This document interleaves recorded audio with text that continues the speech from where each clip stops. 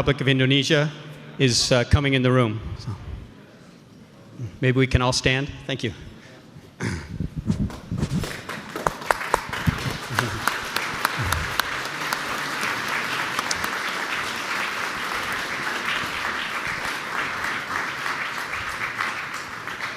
On behalf of the U.S. business community, President Prabowo Subianto, thank you very much for coming.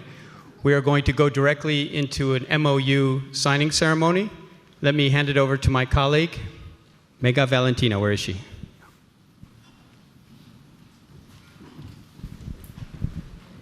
Thank you, Brian. Ladies and gentlemen, tonight we're honored to have the presence of the President of Indonesia, His Excellency Prabowo Subianto, to witness the signing of 10 agreements between the U.S. and Indonesian companies. So first, we'd like to invite the first 5 sets of signatories. The first one, the agreement between the Minister of... Okay. All right. Before we proceed, we would like to invite you to take your seats, please. Make it faster, please. Yes. Make it faster. Make it faster. Some presidents waiting there. Make it faster, okay? Okay. The first one, please welcome Freeport-McMoRan, PT Freeport Indonesia, and the government of Indonesia. Second set will be Cargill, PT Sorini Argo, or Cargill Indonesia, represented by AmCham Indonesia. National Cotton Council with Daehan Global, Pan Brothers, and Ravo. Freeport-McMoRan will sign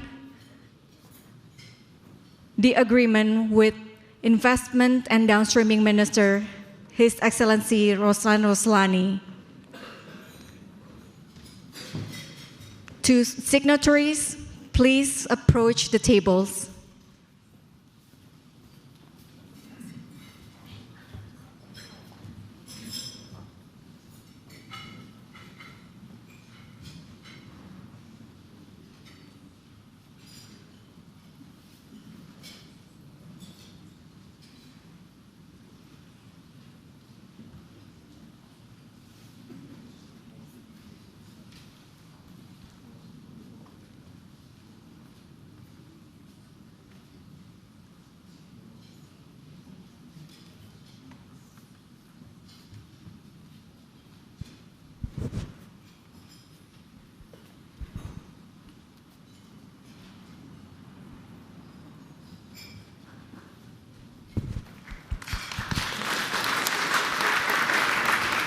Thank you. May we invite the second set of signatories. Asmindo Indonesia with Bingaman and Sun Lumber, Pertamina and Halliburton, PSN Wirajaya and Tinergy, PSN Wirajaya and Solana Group LLC. Two signatories, please approach the stage and the table for the agreements.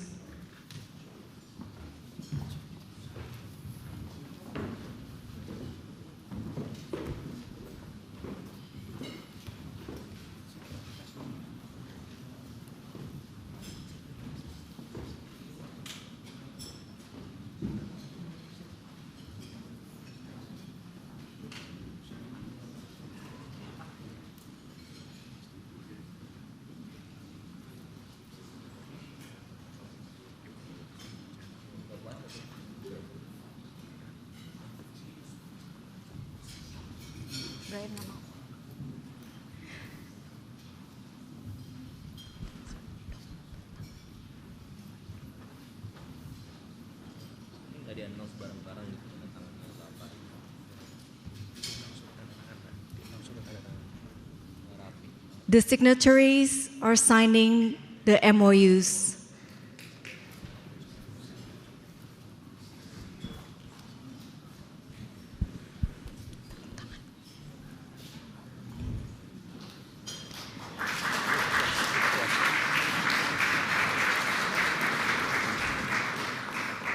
Thank you very much for the President of Indonesia and his ministers for witnessing these ceremonies. Thank you. We will proceed to the next sessions.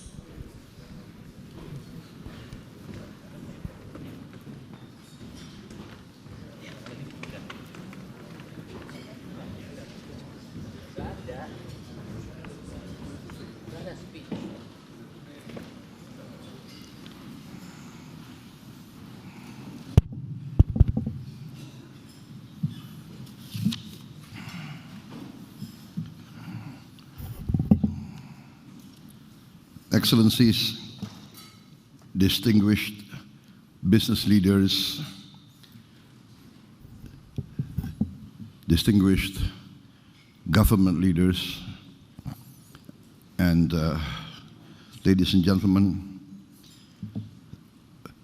good evening. First of all, thank you very much for those kind words. I don't think I deserve those kind words, but thank you very much. I am deeply honored tonight to be here,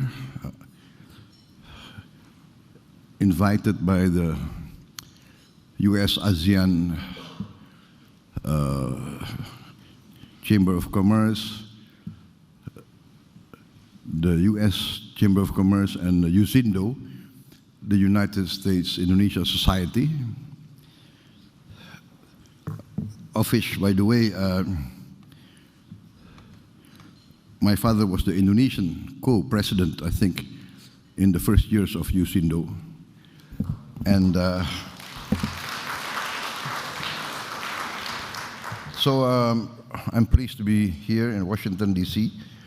I've been invited by the President of the United States to be in the first, I think, official meeting of the Board of Peace, which was established to try to follow through on the ceasefire agreements in Gaza and to work towards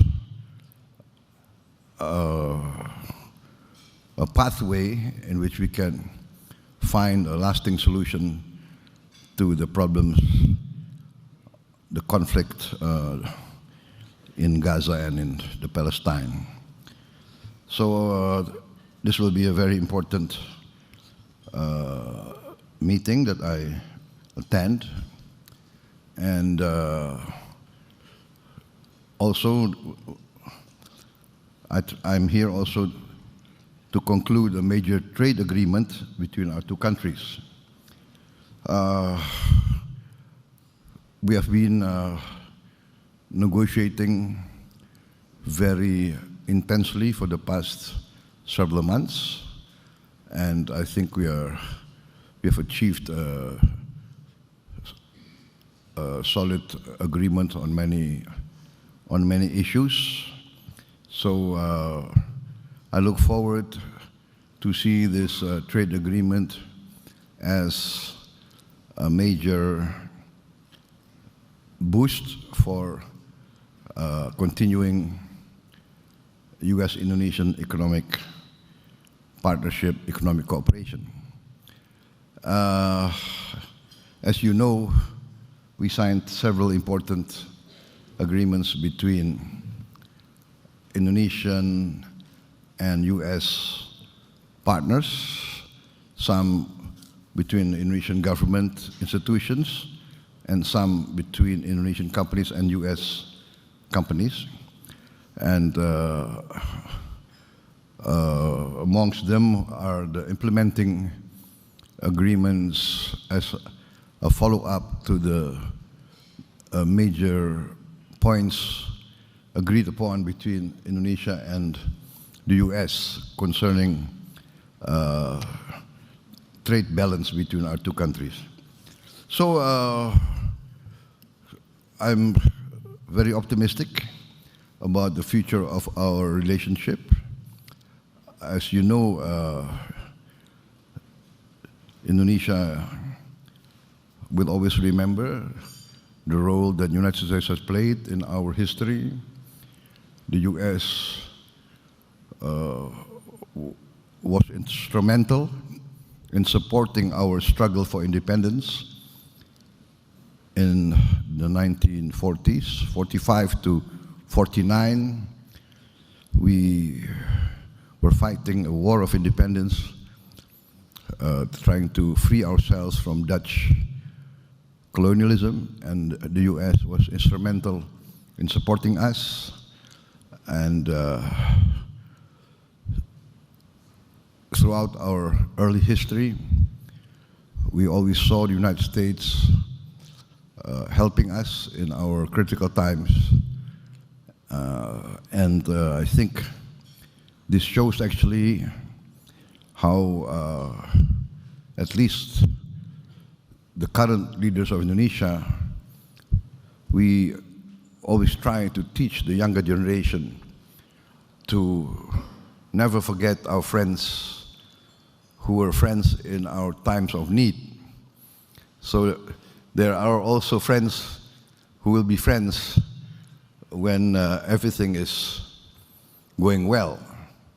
I think in your idiom it's called fair weather friends. but it shows how old I am actually, right? That I remember those tough times, right? And so we do remember. And I think today, my visit here, my support of the U.S.-Indonesia partnership, I think is evidence of our commitment that we want to see a strong American presence in Indonesia. We've always wanted that. We always tried to convince America, United States of America, that Indonesia is a true friend, even though maybe politically we have a tradition of non-alignment. That's our tradition. In our foreign policy, we take the position of great respect for all the great powers. And we value this friendship to all nations. And in the end, we feel that we can be some sort of a bridge, some sort of a honest broker between great powers. We hope that in this planet of ours, that we feel this planet is getting smaller and smaller because of technology, because of science. I think there is a great need for collaboration, for cooperation, and I myself see that there is a great will on the part of the leaders of the United States now to try to create a climate of peace. This might not be satisfactory to many people, but at least we have to try to make the best of what we can. Therefore, in coordination and in close consultation with the other leading Islamic countries that have been invited by the President of the United States to join in the endeavors to try to achieve a lasting peace in Palestine. We remain committed to support this. We see this as an opportunity. Whatever the challenges that we face, there are challenges, there are tremendous difficulties, we recognize there are still obstacles to be overcome. But at least, my position is at least we have to try, and we have to do our best. So, once again, we would like the best of relationship with the United States in all spheres, politically, economically, in the field of humanitarian assistance, in the field of protecting the environment. We have a strong potential to enhance this relationship. Indonesia has a lot of potential. We are we now realize, I think the region realizes that Indonesia is no longer the sleeping giant. We are starting to wake up a bit. And I think the region, even the world, now recognize that we have solid economic foundations. We have managed our economy prudently over the years. We have never defaulted, not once in our history. We have never defaulted on our debts. Even a succeeding administration, succeeding governments will always respect the debts of previous governments, even though maybe they were very strong opponents of each other. But the tradition in our society is to respect our obligations, and this is the tradition that we have followed up to now.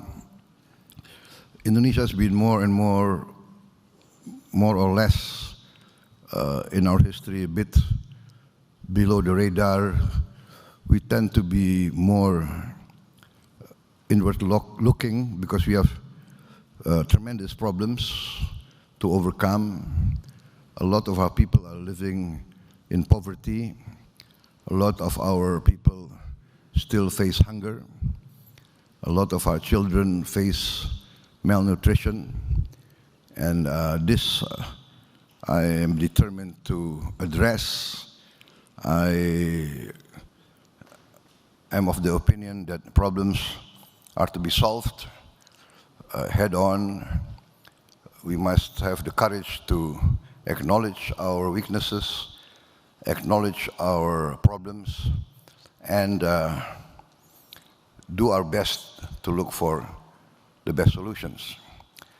I've been in discussion with senior members of many American corporations a few hours ago, and there I emphasized that my government is aware of our strengths and our weaknesses. We acknowledge our weaknesses. We are determined to create a more efficient government. We are determined to have good governance. We are trying to create a new, let us say, a new generation of leaders, well-educated, well-trained, but also well-grounded in good administration, good governance, rational, logical, pragmatic management, pragmatic problem-solving regimes. So this new attitude that we are trying to foster in our young generation, we are speeding up in all fields. Of course, economically, we have to protect our resources, manage our resources well, and prepare the human element. Education, for me, is very important.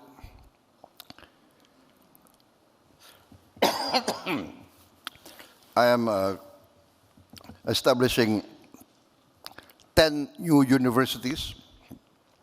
We're starting to build this year 500 new high-quality schools, working together, inviting foreign institutions of education to come to Indonesia. We're opening up the education sector. I've just come back from the United Kingdom and talking to great universities there. Oxford, Cambridge, Imperial College, King's College, University College London, etc., etc. And they are also very interested in coming to Indonesia. I'm also inviting American institutions to work with us in Indonesia. Education, fields of health. We have a shortage of 140,000 medical doctors, and we only graduate around 10,000 doctors a year. That means it will take us 14 years to fill this gap unless a new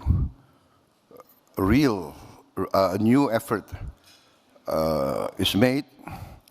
And that's why I'm creating these 10 new universities, which will be based on STEM, science, technology, engineering, mathematics, and medicine.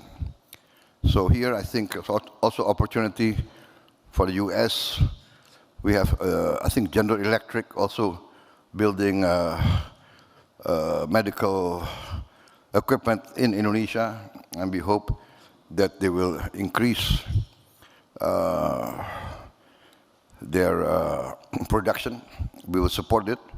There were some bureaucratic snags which we resolved very fast.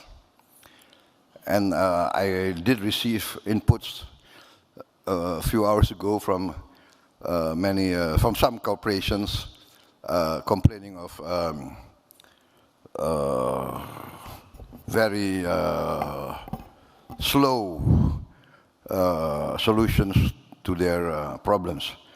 So thank you very much for this opportunity for me to get direct input, that this is what I like, to solve problems very fast. And I think in the current age, speed is very important. Speed will help accelerate the rate of growth and the rate of progress. So, ladies and gentlemen, I think those are the points that I would like to make. My government is committed to fight against corruption, against malfeasance. We know we have a lot of problems. We have problems of smuggling, human trafficking. We have problems of illegal economic activities, illegal mining, illegal fishery, illegal logging. I just closed 1,000 illegal mines. 1,000 illegal mines. They were mining in protected forests. I also confiscated something like 4 million hectares of corporations that violated laws and regulations, that were operating outside their permitted areas, outside their concessions, etc., etc. We are dealing our problems head-on. We are enforcing the law. We are attempting to create an atmosphere of the certainty of the legal process. I think this will all add to a climate of social stability, political stability, and will create an environment that is conducive for business and economic activities. Mr. Eckerson mentioned that I was in the military. After the military, I went to business. So I was also doing business in countries outside Indonesia. So I know, I have the experience of being also a foreign investor. We were in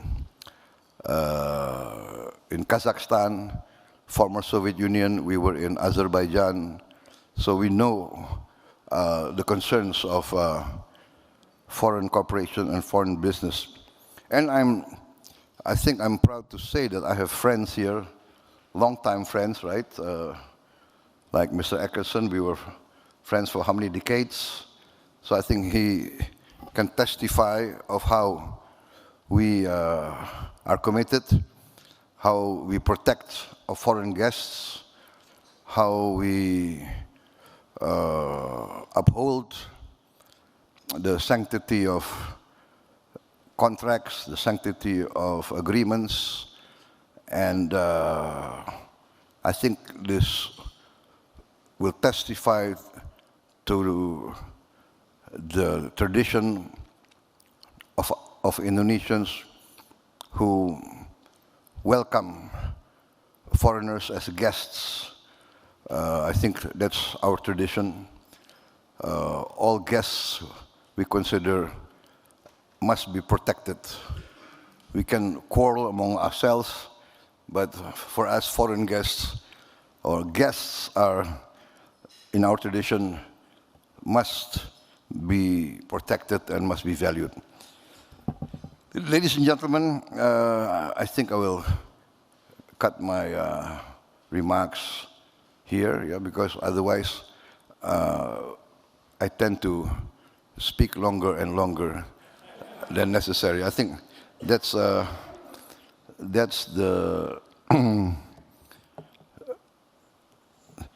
that's the downside of politicians and political leaders, right? But I think it's your fault for giving me a podium. Yeah? Because an American political leader actually taught me, said, Prabowo, never stop campaigning. So even though you are just elected, and he told this a few weeks after I was elected, never stop campaigning. So this is, I always have this, who knows, I'll get 3 or 4 more supporters from this meeting. But anyway, you must know that we value US-Indonesia relationship. We value American involvement, American participation, and for many years, actually, you know, whether you like it or not, I mean, people in Southeast Asia always considers United States as a strong friend and, let us say, a leader of the free world. Thank you very much. Thank you.